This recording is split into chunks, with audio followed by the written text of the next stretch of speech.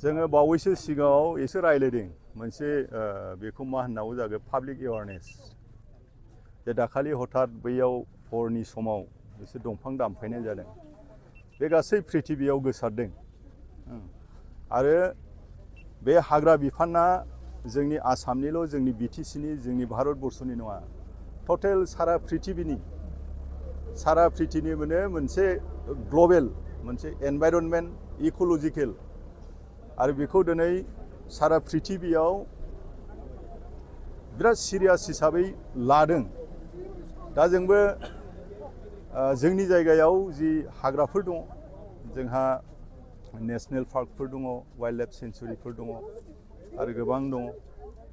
दा बेखौ जों रैखा खालामनांगौआ जोंनि दायित्व गोबाव समनिफ्रायनो जायफ्रा जग्यता दङ सिगांनिफ्राय हाबनाय 2006नि जिनाखि आयेन बे आयेन बायदि हिसाबै लेन्ड टाइटेलखौ माखासे मानसिफ्रा अलरेडि मोनखाबाय आरो मोनखानाय मानसिफ्राबो गोदानै हाग्रा सिफायहैदों होननाय खोनादों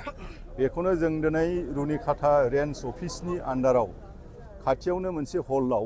बेयाव जोङो गासै एफआरसिफोरखौ लिंहरदों जोंनि एफआरए कमिटिफोर दङमोन जोंनि काम्पासार फर्मार डिपुटि चिफ बिथां दंमोन जोंनि डिआरएफ रेन्जार बिथांमोन दंमोन जोङो मोजाङै रायलायदों रायलायनानै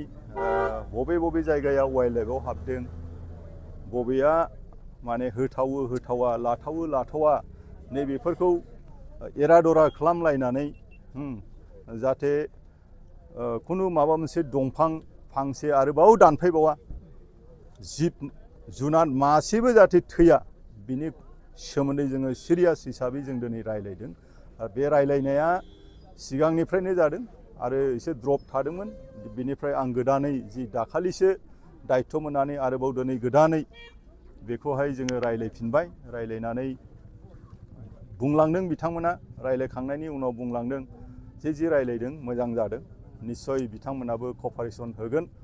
आरो जि थांखि लादों बे थांखि लानायाव पाब्लिकआ रेसपन्स होगोन बे खोथाखौ बिथांमोना आंनो जानायलांदों